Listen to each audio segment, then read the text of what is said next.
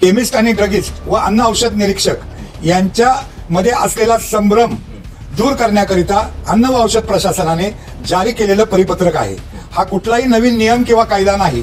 माझं IMA ला आव्हान आहे की त्यांनी अशा पद्धतीने MMC कडे किती तक्रारी केल्या आणि किती डॉक्टरांवर गेल्या 4 वर्षात कारवाई केल्या, त्याच्या आधीच सोडून देतो या 2020 याची एकदा त्यांनी यादी जाहीर करावी। नमस्कार, तुमचं स्वागत आहे DRV न्यूज मराठीमध्ये। मी गुणवंत दांगट। होमिओपॅथी डॉक्टरांना आता ॲलोपॅथी जे औषध आहे ते आपल्या रुग्णांना देण्यात येणार आहेत अशा प्रकारचा शासनाने एक नुकतंच परिपत्रक काढलेलं आहे। आणि या सगळ्या संदर्भामध्ये बोलण्यासाठी महाराष्ट्र राज्य होमिओपॅथीचे जे प्रशासक आहेत डॉक्टर बाहुबली शाह हे आज आपल्यासोबत आहेत।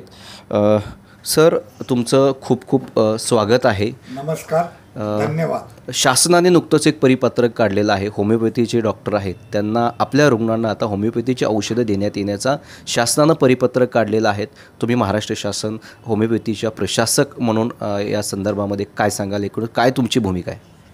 मी या बाबतीत एक गोष्टी स्पष्ट करू इच्छितो की शासनाने जे परिपत्रक काढलं तो कुठलाही नवा निर्णय नसून 2014 महाराष्ट्र विधिमंडळाने महाराष्ट्र वैद्यक परिषद अधिनियम 1965 व महाराष्ट्र समचिकित्सा व्यावसायिक अधिनियम 1960 यामध्ये सुधारणा करून विधिमंडळात संमत केलेल्या कायद्यानुसार ज्या हक्क जो 1 वर्षाचा certificate course in modern pharmacology हा कोर्स शासनाने मान्य करून महाराष्ट्र आरोग्य विज्ञान विद्यापीठातर्फे विविध वैद्यकीय महाविद्यालयामध्ये चालवला जातो।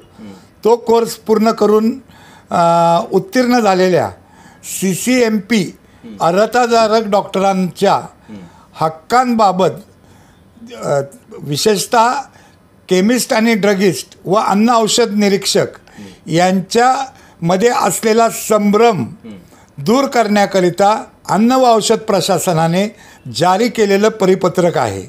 हा कुठलाही नवीन नियम किंवा कायदा नाही, तर 2014 पासून अस्तित्वात असलेल्या कायद्याच्या अनुसार वैद्यकीय ड्रग अँड कॉस्मेटिक ॲक्ट म्हणजे औषध व सौंदर्य प्रसाधन अधिनियम 1945 आणि 45 या अन्वये कलम 2EE मध्ये हे CCMP डॉक्टर्स कशा प्रकारे रजिस्टर्ड मेडिकल प्रॅक्टिशनर या व्याख्येमध्ये येतात व त्यामुळे त्यांनी लिहिलेली ॲलोपॅथिक औषधाची प्रिस्क्रिप्शन ऑनर करणे तसेच त्यांना त्यांच्या नावाने बिल देऊन पेशंटच्या वापराकरता पेशंटवर म्हणजे पेशंटना देण्याकरिता डिस्पेन्स करण्याकरिता औषध विक्रीसाठी घाऊक विक्रेत्यांना त्यांच्या नावाने बिले देण्याबाबत व त्यांच्या दवाखान्यात तपासणी करताना जी औषधे असतात ॲलोपॅथिक औषधे त्या बाबतीतले त्यांचे हक्क या बाबतीत औषध निरीक्षकांना प्रशिक्षित करण्यासाठी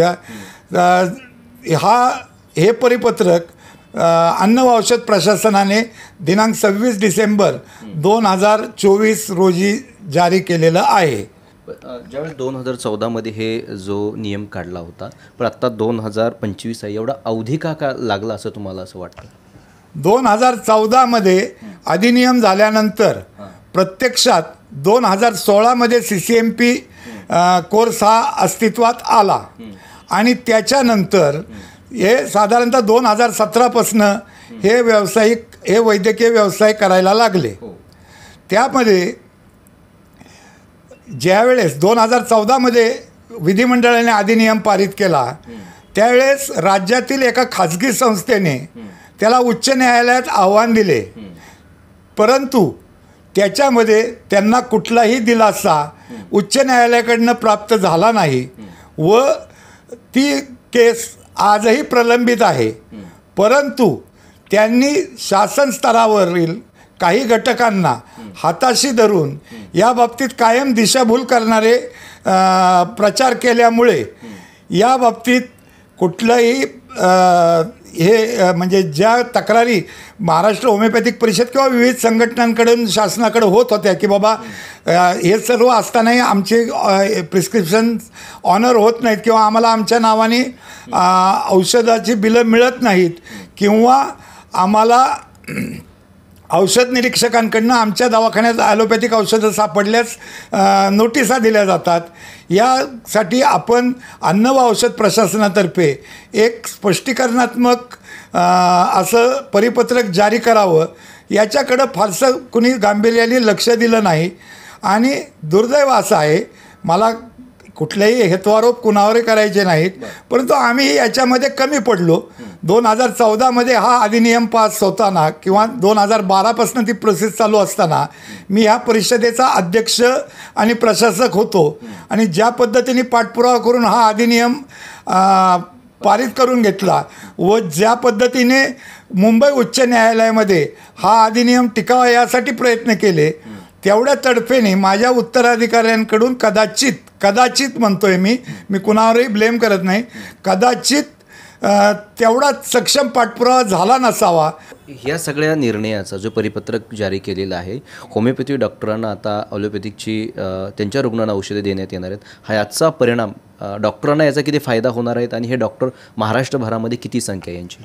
साधारणतः 26,000 ते 28,000 डॉक्टरांनी या बाबतीमध्ये, कारण तर प्रत्येक डॉक्टर ज्यांनी CCMP पास केलेला आहे त्याची नोंद जोपर्यंत परिषदेकडे तो अतिरिक्त अर्हता नोंद करत नाही तोपर्यंत आमच्याकडे होत नाही. परंतु साधारणतः आमच्याकडनं NOC प्राप्त केलेल्यांची संख्या लक्षात घेता हे 26,000 ते 28,000 याच्या दरम्यान ही संख्या आहे. आता त्यांना फायदा जर म्हटला तर व्यावसायिक फायदा तसा काहीच नाही, कारण ते ऑलरेडी कायदेशीररित्या व्यवसाय करत होते. परंतु त्यांना जो होणारा त्रास होता म्हणजे कधीकधी काही औषध विक्रेत्यांकडनं त्यांच्या प्रिस्क्रिप्शन डिसऑनर होत नव्हती, पण त्यांचं प्रिस्क्रिप्शन असताना बिलं दिली जात नव्हती. त्यामुळं पेशंट्सला संबंधित कंपनीकडनं किंवा विमा परताव्या बाबतीत, रिएम्बर्समेंट बाबतीत अडचणी येत होत्या. तसेच घाऊक विक्रेते त्यांच्या नावावर औषध विक्री करत नसल्यामुळे ती जी औषधं ज्यावेळेस त्यांच्या दवाखान्यात औषध निरीक्षक यायचे त्यावेळेस त्याची बिलं सादर करू न शकल्यामुळे त्यांच्यावर जी कारवाई करायची एक टांगती तलवार होती, ती टांगती तलवार पूर्णपणे दूर होऊन ह्याच्यामध्ये झाला तर रुग्णांचा खूप मोठा फायदा झालेला आहे. अच्छा, बरोबर. आता ह्या सगळ्या निर्णयाच्या संदर्भामध्ये इंडियन मेडिकल असोसिएशन जी खाजगी संस्था आहे, संघटना आहे, तुमच्या ह्या सगळ्यांच्या विरोधामध्ये आता जाताना दिसते. तिने या सगळ्याला विरोध दर्शवलेला आहे. कसं बघता याकडे?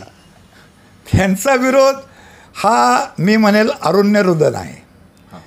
कसं आहे की दिवस उजाडलाय का हे जर तुम्ही वाळूत तोंड खुपसून बसला तर तुम्हाला कळणारच नाही. आणि हे करत असताना माझं स्वतः वैयक्तिकरित्या इंडियन मेडिकल असोसिएशनच्या पदाधिकाऱ्यांना एक आव्हान आहे की आपण समोरासमोर बसू, आपण आरोग्यसेवेचे एकत्र घटक आहोत, याच्यावर चर्चा करू. कारण अनेक वेळा असं दिसतं की तुमची भूमिका ही दुटप्पी आहे आणि एक प्रकारे त्याला ढोंगीपणाचा वास येतो. माझ्याकडे इथं आत्ता 2020मधली महाराष्ट्र मेडिकल काउन्सिलची एक ऑर्डर आहे तत्कालीन प्रबंधकांच्या सहीची.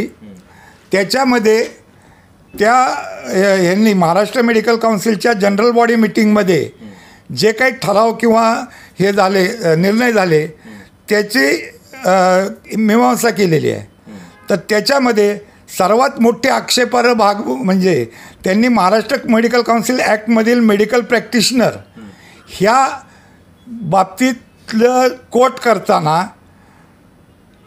2020मध्ये 2014मध्ये झालेला कायदा दुर्लक्षित करून जुन्या पद्धतीने केलेला आहे.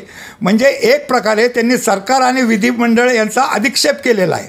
अच्छा, कारण जो कायदा विधिमंडळाने संमत केला आणि राज्यपालांच्या सहीने त्या क्षणी राज्यात लागू आहे त्यातील तरतूद न वापरता की कारण नवीन तरतुदीमध्ये ह्या होमिओपॅथिक काउन्सिलकडे रजिस्टर्ड असणाऱ्या आणि CCMP 5 डॉक्टरांचा समावेश असल्याने त्यांनी जाणून बुजून ते डावललं आहे.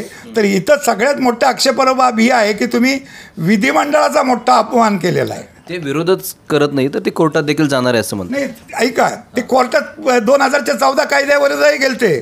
त्याच्यासाठी अनेक वेळा त्यांनी स्टे ऑर्डरची पण हे केली, परंतु आज तागायत ते मिळू शकलेलं नाही. कारण कुठलीही गोष्ट कायदा करणं ह्या बाबतीमध्ये विधिमंडळ आणि सरकार हे सार्वभौम आहेत. त्याच्या बाबतीत फक्त जर घटनात्मक बाबींचं उल्लंघन झालं असेल तर आणि तरच कोर्ट हस्तक्षेप करतं, हे त्यांनाही माहिती आहे. परंतु विथ नो रिझन हे कायम ह्या पद्धतीने दिशाभूल करणारी वक्तव्य करून विरोध करतात आणि जनतेमध्ये संभ्रम करतात. उलट यामुळे काय आहे की जनतेची मध्ये झालेल्या संभ्रमामुळे त्यांना सहज उपलब्ध असणारी वैद्यकीय सेवा कदाचित लांबवू शकते आणि त्याचं जनतेच्या आरोग्यावर विपरीत परिणाम होऊ शकतो. याचंही त्यांनी आत्मपरीक्षण करणं आवश्यक आहे. त्याचबरोबर त्यामध्ये त्यांनी Indian medical council professional conduct ethic and ethics regulation 2002 याचा उल्लेख केलेला आहे. त्याच्यामध्ये त्यांनी म्हटलेलं आहे, a person obtaining qualification in any other system of medicine is not allowed to practise modern system of medicine in any form. इथं पुन्हा त्यांनी विधिमंडळाचा अधिक्षेप केलेला आहे. कारण विधिमंडळाने अधिनियमामध्ये जो दुरुस्ती केली आहे त्याच्यामध्ये स्पष्ट म्हटलेलं आहे की जो डॉक्टर म्हणजे जनरल फिजिशियनची त्यांची रजिस्टर्ड फिजिशियनची जी व्याख्या आहे मेडिकल प्रॅक्टिशनरची, त्याच्यामध्ये जो डॉक्टर महाराष्ट्र होमिओपॅथिक परिषदेकडे नोंदणीकृत आहे आणि ज्यांनी 1 वर्षाचा शासनमान्य certificate course in modern pharmacology हा उत्तीर्ण केलेला आहे, तो या व्याख्येमध्ये आहे, त्याला एक्सक्लूड केलेलं नाही. आणि अशा पद्धतीमध्ये सुप्रीम कोर्टाचे निकाल आहेत की right of practice is right of and right of prescription are synonymous आणि ते दोन्ही एका वाचून वेगळे करता येत नाही. त्यामुळे ह्या कलमामध्ये त्यांना राईट ऑफ प्रॅक्टिसचा अधिकार मिळालेला असतानासुद्धा त्याकडे दुर्लक्ष करून अशा पद्धतीने चुकीचं परिपत्रक त्यांनी जाहीर केलं आहे. आणि पुन्हा एकदा सांगतो की हा एक प्रकारे विधिमंडळाचा अवमान आहे. त्याच्यानंतर मला याच परिपत्रकाच्या अनुषंगाने काही गोष्टी सांगायच्या आहेत की the physician should practice methods of holding scientific basis should not associate professionally with anyone who violate the principle. ठीक आहे, ह्याच्याबद्दल काही फारसं हे नाही, पण एक शेवट त्यांनी असं केलेलं आहे, it would be a breach of ethics if RMP are associated professionally while treating the patient with practitioners not registered with MMC. म्हणजेच एखाद्या होमिओपॅथी किंवा आयुर्वेदिक डॉक्टरनी जर तुम्हाला औषधोपचारासाठी एखादा पेशंट रिफर केला तर जे डॉक्टर त्यांनी त्याला ट्रीटमेंट करणं हे नैसर्गिक न्यायाने आणि मेडिकल एथिक्सपर्यंत आवश्यक आहे, परंतु त्याला पुन्हा त्यांनी त्या डॉक्टरकडे पाठवणं किंवा काही औषधं देण्यास किंवा इंजेक्शन घेण्यास सजेस्ट करणं हे नैतिकतेच्या विरोधात आहे आणि त्याच्यासाठी ते शिक्षेस पात्र आहे. माझं IMAला आव्हान आहे की त्यांनी अशा पद्धतीने MMCकडे किती तक्रारी केल्या आणि किती डॉक्टरांवर गेल्या 4 वर्षात कारवाई केल्या, त्याच्या आधीचं सोडून देतो ह्या 2020 याची एकदा त्यांनी यादी जाहीर करावी. माझा शेवटचा प्रश्न आहे, जे होमिओपॅथीचे डॉक्टर आहेत ग्रामीण भागामध्ये प्रामुख्याने काम करत आहेत, समजा त्यांनी आंदोलनाचं जर हत्यार पुकारलं आहे सगळ्या संदर्भामध्ये, जसं इंडियन मेडिकल असोसिएशन आता कोर्टात जाण्याची भाषा करते आहे, तर ह्याच्या पार्श्वभूमीवरती तुमच्या डॉक्टर म्हणजे होमिओपॅथी डॉक्टरांनी जर आंदोलनाचं हत्यार पुकारलं तर ग्रामीण भागामध्ये याचा किती परिणाम होऊ शकतो किंवा शहरी भाग असेल ग्रामीण भागामध्ये असेल? माझ्या डॉक्टरांनी जर अशा प्रकारचं धोरण अवलंबलं तर या राज्यातील सार्वजनिक आरोग्य सेवा कोलमडून पडल्याशिवाय राहणार नाही. परंतु मी आपल्याला आश्वस्त करतो की या माझ्या डॉक्टरांचं हिताचं रक्षण करण्यास महाराष्ट्र काउन्सिल ऑफ होमिओपॅथी ही सक्षम आहे आणि ती त्यासाठी पूर्ण लढा दिला. आणि पेशंटच्या जीवाशी खेळ करणारं कुठलंही धोरण किंवा पाऊल हे माझे महाराष्ट्रातील होमिओपॅथिक डॉक्टर्स किंवा त्यांच्या संघटना उचलणार नाहीत. निषेध म्हणून एखादा दिवस आम्ही बंद करू, परंतु असं कुठलंही करणार नाही. परंतु आमची बाजू वैधानिकदृष्ट्या, सामाजिकदृष्ट्या आणि घटनात्मकदृष्ट्या इतकी सुदृढ आहे की आम्हाला त्यांच्या कोर्टात जाण्याची काहीही भीती वाटत नाही. नक्कीच हे होते डॉक्टर बाहुबली शहा. मी गुणवंत दांगट, DRV न्यूज, मुंबई.